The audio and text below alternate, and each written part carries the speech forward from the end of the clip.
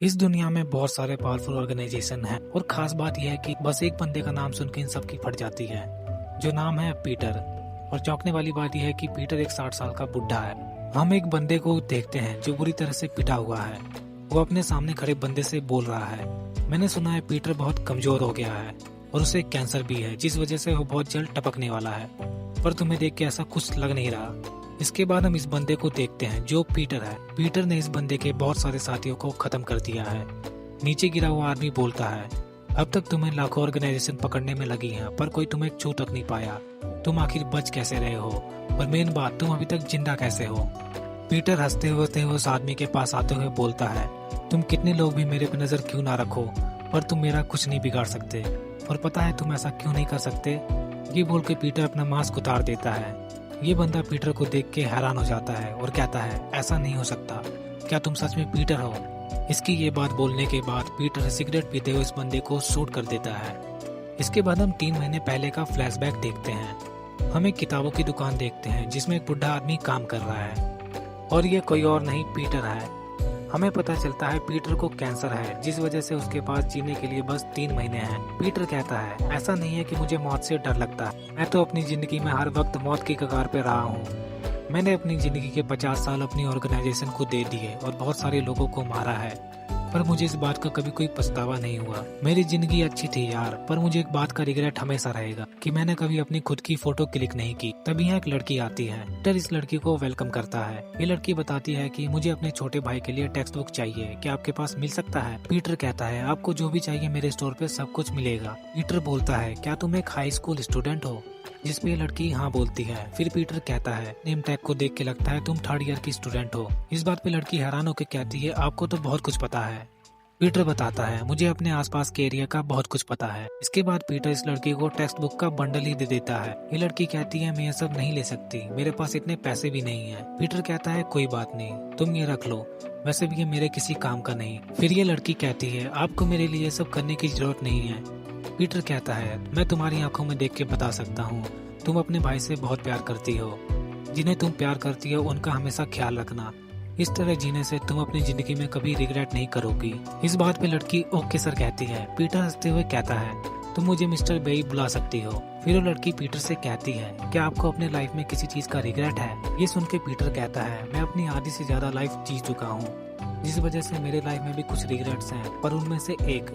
ये बोलते समय हम पीटर का एक फ्लैशबैक देखते हैं। एक छोटी बच्ची रो रही है और उसको कोई पकड़ी हुई है और कह रही है, तुम्हारे पास कोई और रास्ता नहीं है, तुम और तुम्हारी बेटी को ऐसे ही जीना होगा।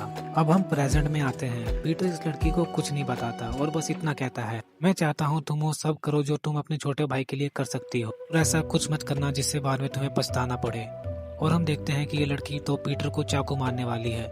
पीटर कहता है, रुक जाओ, मैं तुम्हें कुछ नहीं करूंगा। इस तरफ ये लड़की हैरान हो जाती है कि पीटर को कैसे पता चला।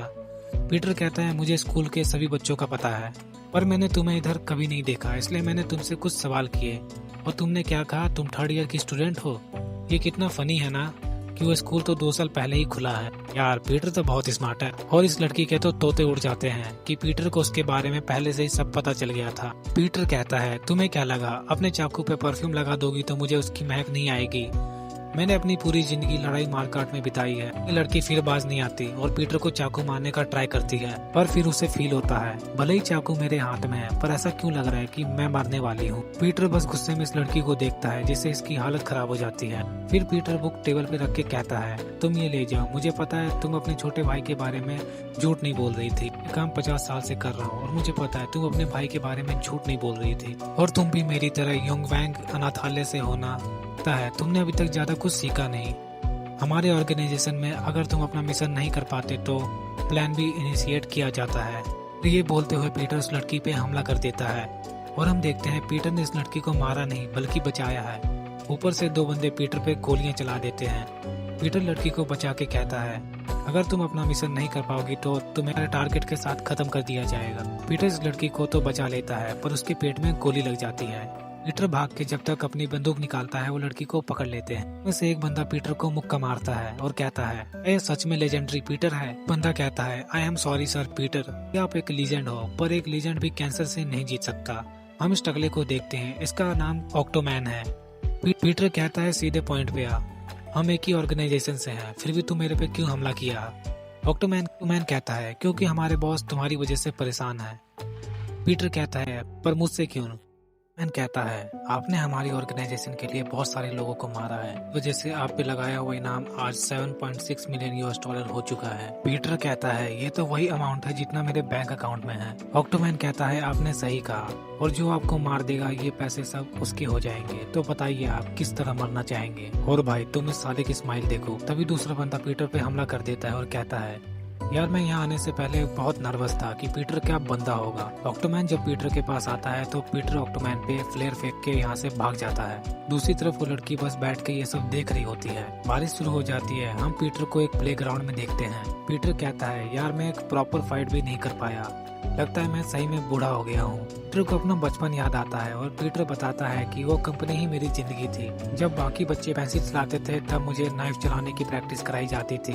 जिस उम्र में टीनेजर कॉल पे बाबू सोना करते थे, मुझे फोन कॉल हैक कराना सिखाते थे। जिस उम्र में लोग अपनी ब्लाइंड डेट पे जाते थे, मैं कड़क ठंड में रशियन स्पाई का काम करता था। इस काम में अपनी जान लगा दी, पर जब नया बॉस आया सब कुछ बदल गया। फिर हम उस नए बॉस को देखते हैं जो कहता है, पीटर अब बुढ़ा हो गया है, मुझे उससे बहुत उम्मीद थी, पर अब की उम्र भी हो गई है और उसके पास ज्यादा समय भी नहीं है, और अब टाइम आ गया है पीटर को हमारी टीम से निकालने का। ये बातें पीटर बाहर से सुन लिया होता है। पीटर को अब समझ आता है कि बॉस ने उसे टीम से क्यों निकाला, ताकि वो उसके पैसे ले सके। पीटर गुस्से में कहता है, मैं इस ऑर्गेनाइजेशन के लिए सब कुछ किया था, मुझे सम्मान और पैसे का कोई लालच नहीं था, पर उन्होंने मुझे इसकी ये कीमत दी है। उन्होंने मेरे साथ अच्छा नहीं किया। पर पीटर फिर यहीं बेहोश हो जाता है। अब पता नहीं पीटर का क्या होने वाला है। इसके बाद हम ऑक्टोमैन का हाइड आउट देखते हैं, जहाँ वही दो बंदे आपस में बात कर रहे हैं कि साला वो पीटर बच के भाग गया, अगर हम उसे मार देते तो हम माला माल हो जाते।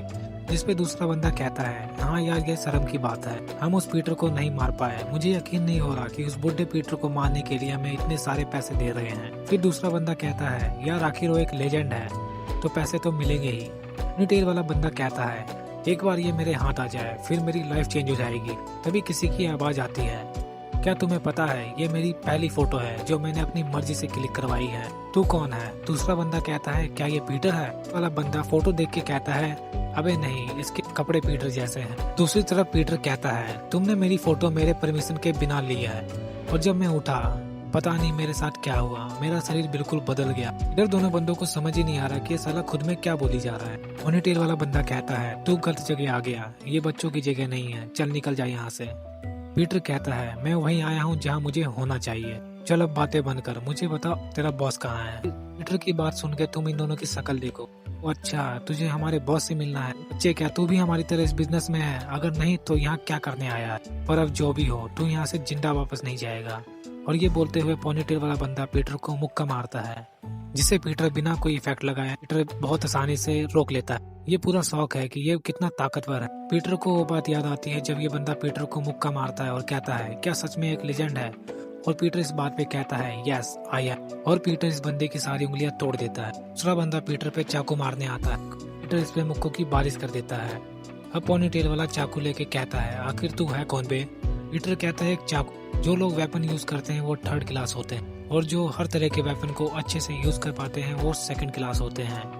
मैं तुझे बताता हूँ फर्स्ट क्लास कौन होते हैं, जो हर चीज को एक वेपन बना लेते हैं। और ये बात बोलते हुए पीटर एक ऑक्टोपस का टुकड़ा उठा लेता है। और भाई ये सीन और ये लाइन सुन के मुझे एक बंदा याद आया, क्या तुम जानते हो इसको? अगर हाँ तो कमेंट कर दे।